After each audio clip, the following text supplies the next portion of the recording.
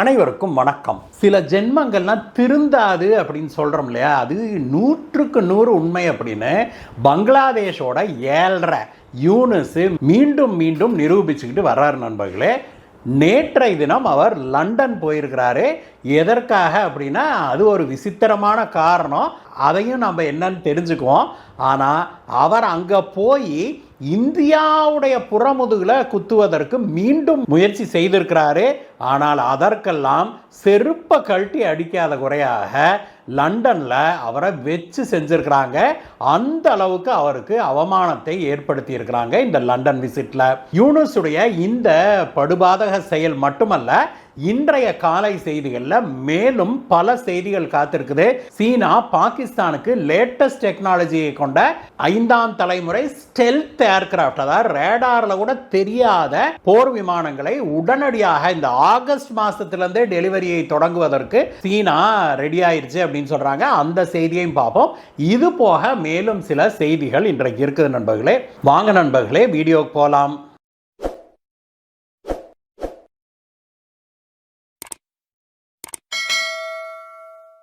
நண்பர்களே, நேற்றைய தினம் அகமதாபாத் ஏர்போர்ட்லேருந்து டேக் ஆஃப் ஆன விமானம் ஒரு சில வினாடிகள்லேயே அதனுடைய த்ரஸ்ட் பத்தாமல், அதாவது லிஃப்ட் பண்ண முடியாமல், அந்த ஃப்ளாப்பில் விங்ஸில் இருக்கிற ஃப்ளாப்ஸில் ஏதோ பிரச்சனைன்னு சொல்கிறாங்க நண்பர்களே. அதனால் அது மேலே போக முடியாமல், ஆல்டிடியூடை கெயின் பண்ண முடியாமல் அது அப்படியே கீழே விழுந்து அங்கே இருந்த மெடிக்கல் காலேஜ் மெஸ் பில்டிங்கில் போய் கிராஷ் ஆகி அதில் பயணித்த ஒருவரை தவிர எல்லாருமே உயிரிழந்துட்டாங்க அப்படிங்கிற செய்தி நம் காதுகளுக்கு இருக்குது. அந்த வீடியோவை எல்லாம் நேற்று முதல் அந்த கிராஷ் வீடியோ பயங்கர வைரலா சர்க்குலேட் ஆயிருக்குது. கண்டிப்பாக நீங்க அதெல்லாம் பார்த்திருப்பீங்கன்னு நினைக்கிறேன் நண்பர்களே.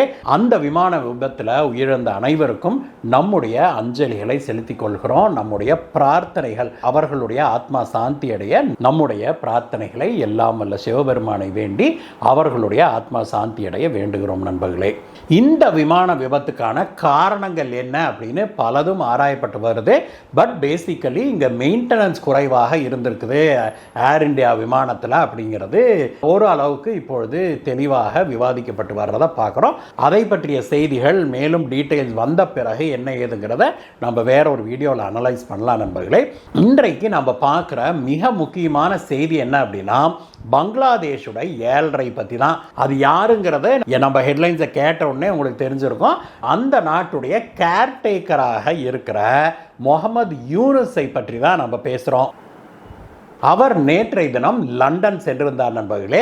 அவர் எதுக்காக லண்டன் போனார் அப்படின்னாக்க, பங்களாதேஷுடைய பணத்தை ஷேக் ஹசீனா குரூப் அப்படி பில்லியன் கணக்கில், டாலரில் நான் சொல்கிறேன், மில்லியன் அல்ல நண்பர்களே, பில்லியன், 1000 மில்லியன் சேர்ந்தது 1 பில்லியன் கணக்கான டாலர்களை அங்கே லண்டனில் பதுக்கி வச்சிருக்கிறதாகவும், அதை தான் எடுத்துக்கிட்டு திரும்பி தங்க நாட்டுக்கு வரப்போகிறதாகவும் சொல்லிட்டு இந்த 7.5 கிளம்பி லண்டன் போயிருக்குது. லண்டனில் இருக்கிற சாத்தம் ஹவுஸில் அவர் செய்தியாளர்களை சந்தித்தார். அப்பொழுது அவர் மீண்டும் ஒரு முறை இந்தியாவை புறமுதுகில் குத்தினாரு, கால வர முயற்சி செய்தார். அவர் என்ன சொன்னார் அப்படின்னாக்க, பங்களாதேஷுடைய முன்னாள் பிரதமரான ஷேக் ஹசீனாவுக்கு இந்தியாவில் அடைக்கலம் கொடுத்ததற்கு பாரத பிரதமர் திரு மோடி அவர்களை கடுமையாக இவர் கடிஞ்சு கொண்டார். அவர் என்ன சொன்னார் அப்படின்னா, ஷேக் ஹசீனாவின் மீது பயங்கரமான கொலை, இனப்படுகொலை முதற்கொண்டு பலவிதமான விசாரணைகள் தங்க நாட்டில் நடைபெற்று வருது. அவருக்கு இந்தியா அசைலம் கொடுத்ததோடு இல்லாமல் அவருக்கு இந்தியாவில் முழு சுதந்திரமும் கொடுத்துருக்குறாங்க. அவர் கண்டபடி தங்களையெல்லாம் எதிர்த்து பேசுகிறாரு. அதனால் பங்களாதேஷ் மக்கள் கொதிச்சு போயிருக்கிறாங்க. இதற்கு மோடி தான் காரணம் அப்படின்னு சொன்னார். மோடி அவர்கள் கொடுக்கிற சுதந்திரத்தால தான் இந்த ஷேக் ஹசீனா இப்படி பேசுறாரு. அதனால தனக்கு நாட்டில் தன்னுடைய நாட்டில் பங்களாதேஷில் மக்கள் தனக்கு எதிராக போராடுறாங்க அப்படின்னு பொருள்படும்படி அவர் பேசினாரு. அப்பொழுது அங்க இருந்த பத்திரிகையாளர்களே இதை கேள்வி கேட்டிருக்கிறாங்க.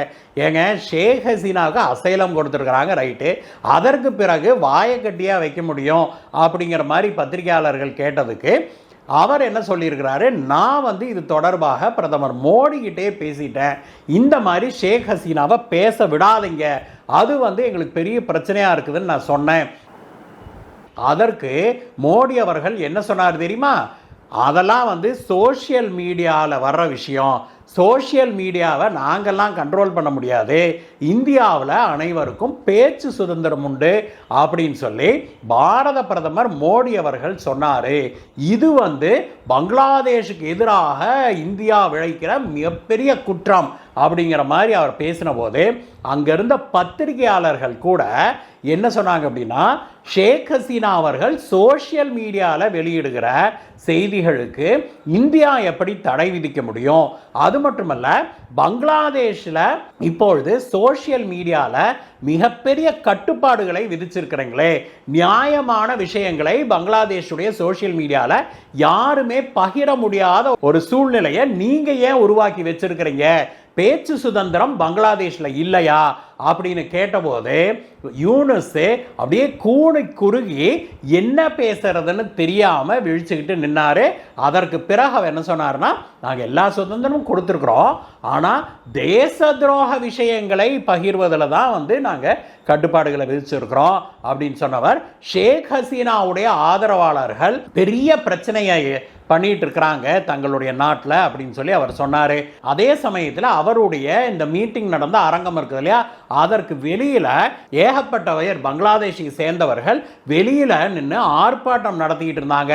யூனுஸுக்கு லண்டன் ஆதரவை அளிக்கக்கூடாது, யூனுஸை நாட்டுக்குள்ளே விடக்கூடாது, யூனுஸ் எங்கத்தாலு, இந்த ஆள் கையில் எதற்காக நாட்டை ஒப்படைச்சிருக்கிறாங்க அப்படின்னு சொல்லி யூனுஸே வெளியேறு அப்படின்னு சொல்லி பயங்கரமான போராட்டங்கள் நடந்தது.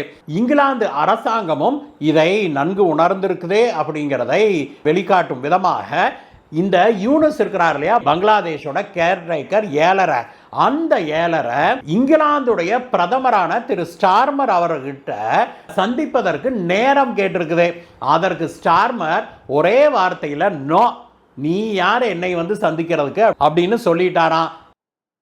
அவருடைய அதிகாரிகள் மேலும் புரோட்டோகாலை அவர்கள் காண்பிச்சு என்ன சொல்லியிருக்கிறாங்கன்னா, நீங்க பங்களாதேஷுடைய பிரதமர்லாம் கிடையாதுப்பா, நீ நினைச்ச நேரம் வந்து எங்க நாட்டுக்கு வந்து எங்க பிரதமரை சந்திக்கிறதுக்கோ அல்லது எங்களுடைய மினிஸ்டர்களெல்லாம் நீ போய் சந்திக்கிறதுக்கோ நீ ஒன்றும் அந்த நாட்டில் பிரதமர்லாம் கிடையாது, மக்களால் தேர்ந்தெடுக்கப்பட்ட ஒரு பிரதிநிதி கூட கிடையாது, அதனால இந்த வேலையெல்லாம் நீங்க வச்சுக்காத அப்படின்னு சொல்லி ஸ்டார்மர் யூனுஸை செவினியிலேயே 4 சாத் சாத்தியதாக சொல்லப்படுது நண்பர்களே. மேலும் இங்கிலாந்து அதிகாரிகள் இது தொடர்பாக என்ன சொல்லியிருக்கிறாங்க அப்படின்னா, யூனுஸ் அங்க கேர்டேக்கராக பதவியேற்றதுல இருந்து அவர் வந்து ஜிஹாதிஸ்டுகளை அவர் ஊக்குவிக்கிறாரு, இஸ்லாமிய தீவிரவாதத்தை அவர் ஊக்குவிக்கிறாரு, அது மட்டும் இல்லாம அவர் இந்தியாவுக்கும் பங்களாதேஷுக்கும் தேவையில்லாத உரசல்களை பிரச்சனைகளை கிளப்பி இருக்கிறாரு. இப்படிப்பட்ட சூழ்நிலையில பங்களாதேஷுக்கு ஆதரவாக இங்கிலாந்து நிற்பது சரியல்ல, அப்படி நிற்பது எங்களுடைய காலங்காலமான நண்பனான இந்தியாவுக்கு நாங்கள் செய்கிற துரோகமாக மாறும், அதனால யூனுஸுக்கு இங்கே இடமில்லை, அதிகாரப்பூர்வமாக நாங்கள் யூனுஸுக்கு எந்த வரவேற்பும் கொடுக்க மாட்டோம் அப்படின்லாம் சொல்லியிருக்கிறாங்க. அதே சமயத்தில் இங்கிலாந்துடைய அரச குடும்பம் தான் இந்த ஏலரை யூனுஸுக்கு ஹார்மனி அவார்டு கொடுக்குது, அதாவது ஒற்றுமைக்கான விருதை கொடுப்பதற்காக இந்த ஏலரையை லண்டனுக்கு கூப்பிட்டுருக்குறாங்க அப்படிங்கிறதையும் நாம் இங்கே தெரிவிச்சுக்க வேணும். அப்போ வெள்ளைக்காரனுங்க, இங்கிலாந்தை சேர்ந்த வெள்ளைக்காரனுங்க டபுள் கேம் ஆடுறானுங்களா அப்படிங்கிற கேள்வி உங்கள் மனதில் எழுதுதானே? எல்லார் மனதிலையும் அந்த கேள்வி உண்டு நண்பர்களே. அவர்கள் என்றைக்குமே டபுள் கேம் ஆடியவர்கள் தான், ஆடிக்கொண்டிருப்பவர்கள் தான், ஆட போகிறவங்க தான் அப்படிங்கிறதுல எந்த மாற்று கருத்தும் இருக்க முடியாது. சரி நண்பர்களே, அடுத்த செய்திக்கு போகலாம். சீனா பாகிஸ்தானுக்கு தன்னுடைய லேட்டஸ்ட் டெக்னாலஜியை கொண்ட போர் விமானங்களை J-35A அப்படிங்கிற போர் விமானங்களை வழங்குவதற்கு முன்வந்திருக்குது. அது மட்டும் இல்லை, அதை ஸ்பீட் ட்ராக் பண்ணி ஆகஸ்ட் மாதத்திலிருந்தே டெலிவரி ஆரம்பிக்க போகிறோம் அப்படின்னு சொல்லி அறிவிச்சிருக்கிறாங்க.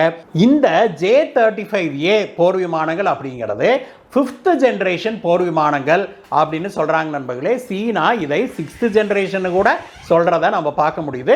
பொதுவாக சொன்னோம் அப்படின்னா இது ஒரு ஸ்டெல்த் வகை போர் விமானங்கள், ரஃபேல் போர் விமானங்களை விட இது அட்வான்ஸ் டெக்னாலஜியை கொண்டது அப்படின்னு சொல்லி சீனா சொல்லுது. ஸ்டெல்த் வகை அப்படின்னா உங்களுக்கு தெரியும் நண்பர்களே, ரேடார் ஸ்கிரீனில் தெரியாது, அந்த அளவுக்கு திறன் வாய்ந்த இந்த போர் விமானங்கள் 1, 2 அல்ல 40 போர் விமானங்களை பாகிஸ்தானுக்கு வழங்குவதற்கு சீனா முன் வந்திருக்குது.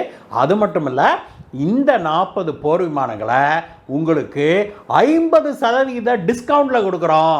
நம்ம ஊரில் இந்த தள்ளுபடி ஆகாத பொருள் எல்லாம் நம்ம டிஸ்கவுண்ட்டில் தள்ளுவோம்ல, அந்த மாதிரி நாங்கள் 50% டிஸ்கவுண்ட்டில் உங்களுக்கு தர்றோம் அப்படின்னு சொல்லி சீனா பாகிஸ்தானுக்கு சொல்லியிருக்குது. அந்த 50% டிஸ்கவுண்ட் கொடுத்தாலும் கூட பாகிஸ்தானால் இதை வாங்க முடியுமா அப்படின்னு கேட்டிங்கன்னா முடியாது நண்பர்களே. அவங்ககிட்ட அதுக்கு கூட காசு இல்லை. அதனால் சீனா என்ன பண்ணுது, அந்த 50%த்தில் உனக்கு 40 பிளேன் கொடுக்குறேன்ல, அதை வாங்கிறதுக்கான கடனை நான் கொடுக்குறேன், கம்மியான வட்டியில் கொடுக்குறேன், நானே கடன் கொடுக்குறேன், என்னோட பொருளை நீ வாங்கிக்கோ, கடனை திருப்பி கட்டு, வட்டியோட சேர்த்தி கட்டு அப்படின்னு நம்ம ஊர் கந்து வட்டிக்காரர்களை போல சீனா இப்பொழுது பாகிஸ்தானுக்கு வட்டிக்கு விமானத்தை விற்குது நண்பர்களே.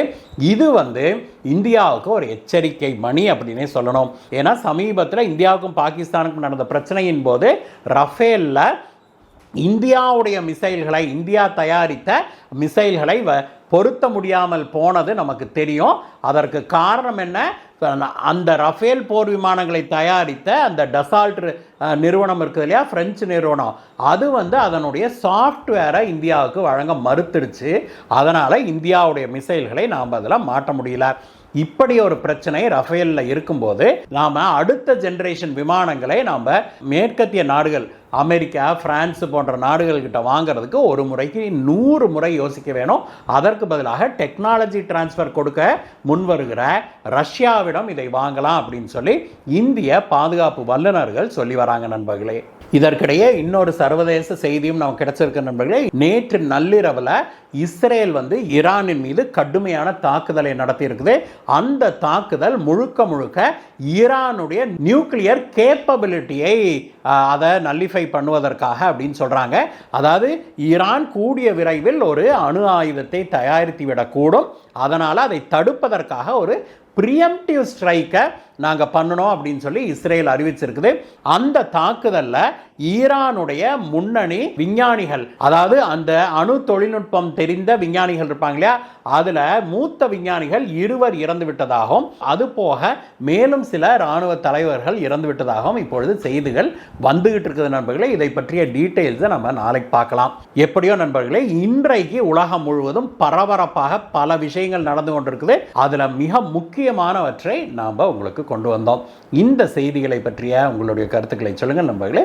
மீண்டும் உங்களை வேற வீடியோ சந்திக்கிறேன் கைஸ். Bye bye.